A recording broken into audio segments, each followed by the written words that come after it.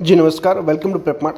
साथियों, अपन हर रोज़ नए नए टॉपिक के इम्पोर्टेंट वन लाइनर को पढ़ रहे हैं, जिसमें अपन ने प्लेलिस्ट भी बना रखी है। आज का इंडियन हिस्ट्री का टॉपिक है प्राचीन भारतीय स्थापत्य कला, शिक्षा, दर्शन और मापतोल। इससे रिलेटेड जितने भी सवाल बन रहे हैं उनको सॉल्व करने की कोशिश करते हैं, जो इम्पोर्टेंट है, परीक्षा की दृष्टि से अति महत्वपूर्ण और प्रत्येक सवाल परीक्षाओं में पूछे जा रहे हैं। पहला सवाल है, प्राचीन भारतीय साहित्य में मंदिर के लिए किन शब्दों का प्रयोग हुआ है? तो देवालय, देवकुल, देवगृह और देवायतन। नेक्स्ट है, किस ग्रंथ में मंदिर शब्द का सर्वप्रथम प्रयोग 7वीं शताब्दी ईस्वी में हुआ? तो इसका सही आंसर होगा मानसर नामक कला ग्रंथ में। नेक्स्ट है, उत्तर भारत के मंदिरों की मुख्य विशेषता क्या है? तो जो उत्तर भारत के मुख्य मंदिर होते थे उनके ऊपर शिखर होते थे, आमलक युक्त रेखा शिखर। नेक्स्ट है, दक्षिण भारत के मंदिरों के शिखर किस आकार के होते थे? जब अपन दक्षिण भारत के मंदिरों की बात करते हैं तो उस साइड के जो शिखर होते थे वो कूटयुक्त पिरामिड आकार के हुआ करते थे। और आप हमारी प्लेलिस्ट में जाकर इंडियन हिस्ट्री, इंडियन पॉलिटी और प्रत्येक सब्जेक्ट के टॉपिक वाइज जो ऑनलाइन अपलोड कर रखे हैं वो देख सकते हैं। गुप्तकालीन मंदिरों के प्रवेश द्वारों पर किन देवियों की मूर्तियाँ अंकित हैं? तो मकरवाहिनी, गंगा और कच्छपायनी, यमुना। जब आप वीडियो को शुरू कर रहे हैं तो अंत तक जरूर देखिएगा, क्योंकि ये प्रत्येक प्रश्न बहुत ही महत्वपूर्ण है। आपके एसएससी, आरआरबी या कोई भी इंपॉर्टेंट एग्जाम दे रहे हैं तो सब में ये महत्वपूर्ण भूमिका निभाने वाला है। मंदिर का वह भाग जहाँ पर देव मूर्ति स्थापित की जाती है वो क्या कहलाता है? तो गर्भगृह कहलाता है। जो मंदिर का मुख्य भाग जहाँ पर मूर्ति स्थापित होती है उसको गर्भगृह कहते हैं। नेक्स्ट है, गर्भगृह के सामने स्थित स्तंभों पर आधारित बरामदा क्या कहलाता है? तो उसको कहते हैं मंडप। जो गर्भगृह के सामने जो बरामदा होता है इसको मंडप कहते हैं। नेक्स्ट है, गर्भगृह और मंडप को जोड़ने वाला भाग क्या कहलाता है? तो जो दोनों को जोड़ता है वो कहलाता है दालान या फिर अंतराल। नेक्स्ट है, गर्भगृह के चारों ओर परिक्रमा के लिए बने मार्ग को क्या कहते हैं? तो उसको कहते हैं प्रदक्षिणा पथ। नेक्स्ट है, हिंदू मंदिर स्थापत्य की 3 मुख्य शैलियाँ कौन सी हैं? एक है नागर शैली, द्रविड़ शैली और बेसर शैली। ये 3 मुख्य शैलियाँ हैं मंदिर स्थापत्य कला की। नागर शैली का विस्तार कहाँ से कहाँ तक है? तो नागर शैली का जो विस्तार है वो हिमालय से विंध्य पर्वत तक। नागर शैली को अन्य किन नामों से पहचाना जाता है? कई बार सवाल पूछा गया। तो इसको आर्य शैली, पर्वतीय शैली, लाट शैली और कलिंग शैली के नाम से भी पहचाना जाता है। साथियों, अगर आपको करंट अफेयर की पीडीएफ या फिर प्रत्येक टॉपिक वाइज पीडीएफ चाहिए, वन लाइनर डीएम कर सकते हैं 7014975639 पर। नेक्स्ट है, नागर शैली के मंदिरों की मुख्य विशेषताएं क्या है? जब अपन नागर शैली के मंदिर को देखते हैं तो उनके ऊपर ऊंचा चबूतरा होता है, एक वर्गाकार गर्भगृह होता है और रेखा शिखर होता है। ये नागर शैली के मंदिरों की विशेषता है। इसमें एक भी सवाल आपके बाहर नहीं जाएगा। आप अंत तक वीडियो के साथ जरूर बना रहेगा और अपना कमेंट बॉक्स में रिव्यू जरूर दें। खजुराहो के मंदिर का निर्माण किन शासकों ने करवाया था? तो जो खजुराहो का मंदिर है उनका निर्माण करवाया था चंदेल शासकों ने। नेक्स्ट है, खजुराहो का सबसे प्रसिद्ध मंदिर कौन सा है? तो जो सबसे प्रसिद्ध मंदिर है वो है कंदारिया महादेव का मंदिर, जो विद्याधर चंदेल द्वारा निर्मित है। नेक्स्ट है, खजुराहो में प्रसिद्ध जैन मंदिर कौन सा है? तो जो खजुराहो में प्रसिद्ध जैन मंदिर है वो है पार्श्वनाथ मंदिर, चंदेल शासक धंग के समय के निर्मित है। खजुराहो का एकमात्र सूर्य मंदिर कौन सा है? तो चित्रगुप्त मंदिर। नेक्स्ट है, गुप्त काल का प्रसिद्ध दशावतार मंदिर कहाँ स्थित है? तो ये देवगढ़ में स्थित है। भीतरगांव मंदिर कहाँ स्थित है? तो ये कानपुर में स्थित है। नेक्स्ट है, गुप्त काल का वह मंदिर जो बिना शिखर का है? तो वो है सांची का मंदिर। नेक्स्ट है, चतुष्पाद शिव प्रतिमा कहाँ से प्राप्त हुई है? तो ये प्राप्त हुई है खजुराहो से। द्रविड़ शैली का विस्तार कहाँ से कहाँ तक है? तो कृष्णा नदी से कन्याकुमारी तक। अगर आप कोई भी एग्जाम देने जा रहे हैं तो हमारे इंडियन हिस्ट्री के जो प्लेलिस्ट है उसमें जाकर आप हमारे मैराथन वीडियो को देख के जरूर जाइएगा। प्रत्येक सवाल को ऐड किया है जो अति महत्वपूर्ण है, चाहे सरल हो चाहे हार्ड हो। द्रविड़ शैली के मंदिरों के शिखर जो होता है उसका आकार कैसा होता है? तो ये अपन ने पढ़ा, पिरामिड आकार होता है। द्रविड़ शैली में ऊंचे और बहुमंजिले प्रवेश द्वार को क्या कहते हैं? तो द्रविड़ शैली में बने होते मंदिर हैं उनके जो ऊंचे और बहुमंजिले प्रवेश द्वार होते हैं उसको कहते हैं गोपुरम। नेक्स्ट है, किस शैली में गर्भगृह को देउल और सभा मंडप को जगमोहन कहा जाता है? ओडिशा के मंदिर जो हो है उनको गर्भगृह को देउल और सभा मंडप को जग मंदिर कहा जाता है। नेक्स्ट है, कोणार्क के सूर्य मंदिर का निर्माण किसने करवाया था? तो ये करवाया था पूर्वी गंग शासक नरसिंह देव प्रथम ने। नेक्स्ट है, काला पैगोडा के नाम से कौन सा मंदिर प्रसिद्ध है? तो इसका सही आंसर होगा कोणार्क का सूर्य मंदिर। नेक्स्ट है, ग्वालियर के तेली मंदिर की क्या विशेषता है? तो ये उत्तर भारत का एकमात्र मंदिर है जिसका शिखर द्रविड़ शैली में बना है। नेक्स्ट है बेसर शैली की इन दो शैलियों का मिश्रण है। जब इस शैली के मिश्रण की बात करते हैं तो ये नागर प्लस द्रविड़ है, ये ध्यान रखिएगा, नागर प्लस द्रविड़। नेक्स्ट है बेसर शैली का सर्वाधिक विकास किन शासकों के काल में हुआ है? तो चालुक्य शासक और होयसल शासकों द्वारा। स्तूप शब्द का शाब्दिक अर्थ क्या है? तो स्तूप शब्द का शाब्दिक अर्थ है किसी वस्तु का ढेर। स्तूप का सर्वप्रथम उल्लेख किस ग्रंथ में मिलता है? तो ऋग्वेद में मिलता है। आप हमारे इंडियन हिस्ट्री के प्लेलिस्ट में जाकर एक एक टॉपिक को उठाएगा और जितने वन लाइनर है, चाहे 300 है चाहे 400 है, सबको अपने सॉल्व कर रखा है और आपके पेपर में एक भी सवाल बाहर नहीं आएगा। अगर आप प्रीवियस ईयर के पेपर को मैच करके देखते हैं तो भी आपको विश्वास हो जाएगा कि एक भी सवाल इसमें से बाहर नहीं है। बुद्ध की मूर्ति के बाद उनकी अस्थियों पर कितने स्तूपों का निर्माण करवाया गया? तो इसका सही आंसर होगा 8 प्राचीन स्तूपों का। स्तूप के 4 प्रकार कौन कौन से हैं? तो एक है शारीरिक, पारिभोगिक, उद्देशिका और पूजार्थक। नेक्स्ट है स्तूप के अंगों का सही क्रम क्या है? तो इसके अंगों का सही क्रम है अंड, मेथी, हरमिका, यष्टि, चत्र, वेदिका, पद, दक्षिणापथ और तोरण। भारत का सबसे प्राचीन स्तूप कौन सा है माना जाता है? तो भारत का सबसे प्राचीन स्तूप माना जाता है पिपरहवा स्तूप, जो नेपाल की तराई के पास स्थित है। सांची के स्तूप की खोज किसने और कब की? तो जनरल टेलर ने 1818 ईस्वी में। नेक्स्ट है सांची के स्तूप में किन के अवशेष सुरक्षित है? तो बुद्ध के 2 शिष्य सारिपुत्र और महामोगदलायन के।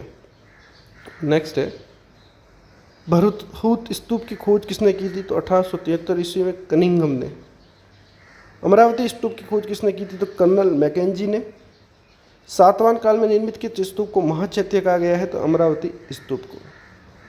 भरहुत स्तूप के तोरण द्वारों पर सर्वप्रथम किसका अंकन मिलता है? तो बुद्ध का मानव रूप में अंकन मिलता है।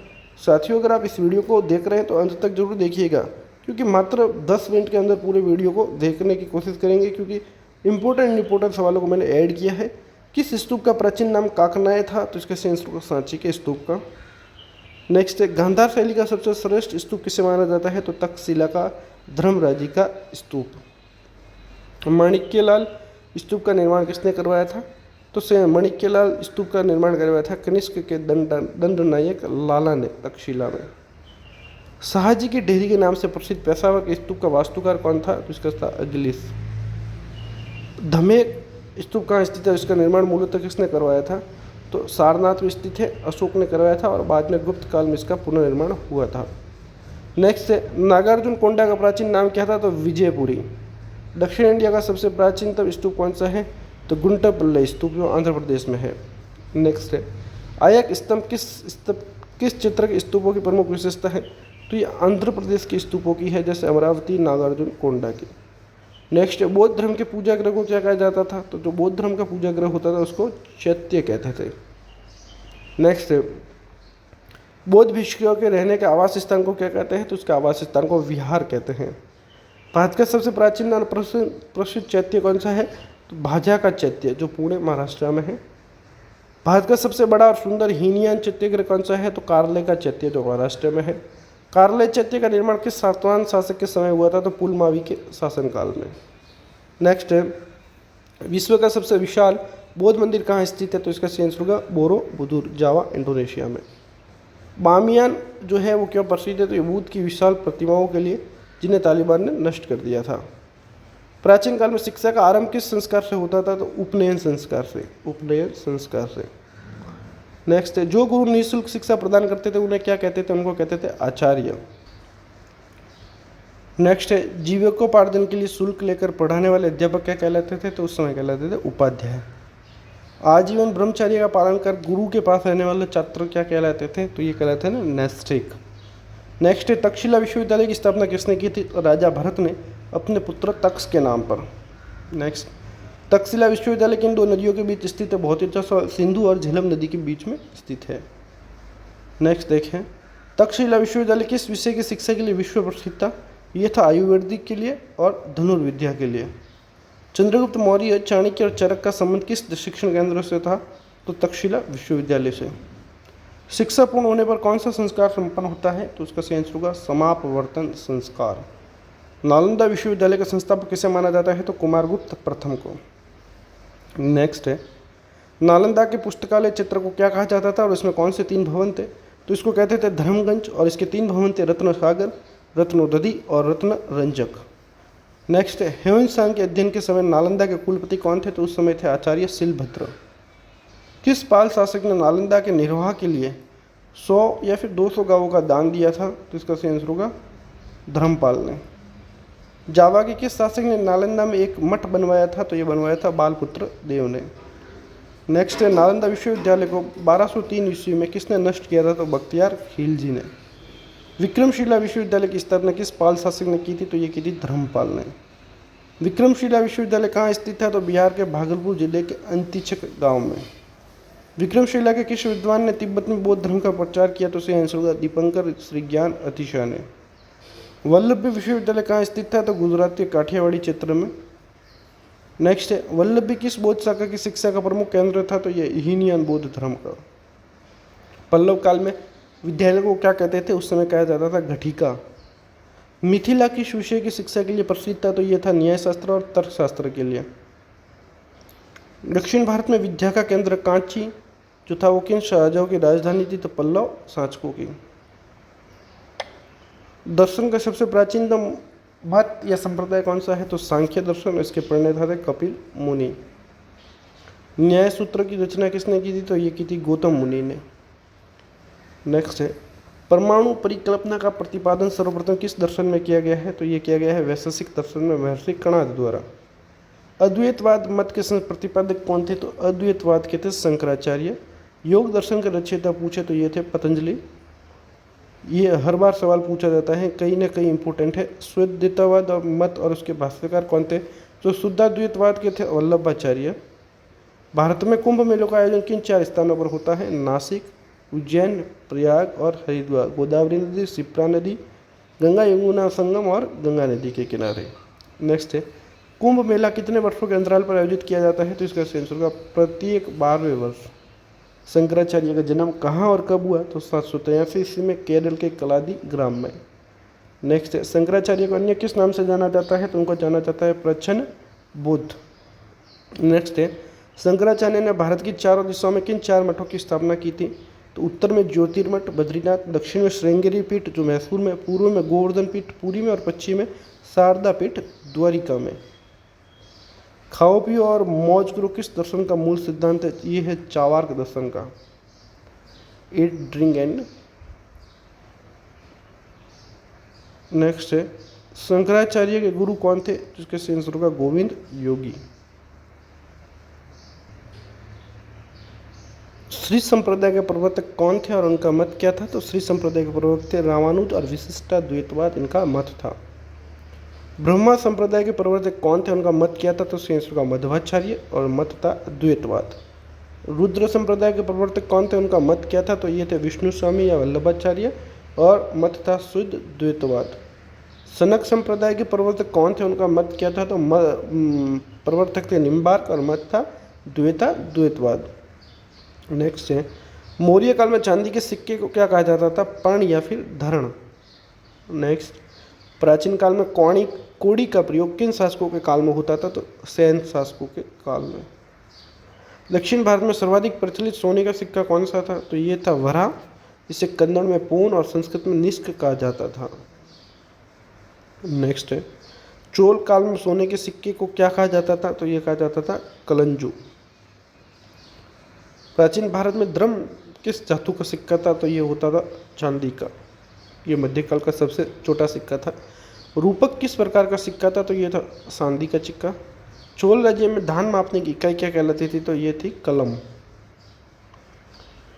भूमि माप के लिए दंड इकाई के लिए अंतर्गत एक पाटक में कितने कुल्व्याप होते थे? तो सही आंसर होगा 8 कुल्यवाप। नेक्स्ट है, एक अंगुल कितने यव के बराबर होता था? एक अंगुल यव के बराबर होता था 8 यव। एक धनु में कितने हस्त होते थे? 8 हस्त या 6 फुट। और एक योजन में कितने क्रोश होते थे? तो सही आंसर होगा 4 क्रोश या 9 मील। ये थे साथियों परीक्षा की दृष्टि से बहुत ही इंपॉर्टेंट सवाल। चैनल पर नए तो एक बार फॉलो जरूर कीजिएगा और नोट्स या वन लाइनर के लिए डीएम कीजिएगा 7014975639। धन्यवाद, मिलते हैं अगले टॉपिक के साथ। चैनल पर नए तो एक बार सब्सक्राइब जरूर कर लें ताकि कोई भी वीडियो अपलोड हो तो आपको नोटिफिकेशन प्राप्त हो जाए।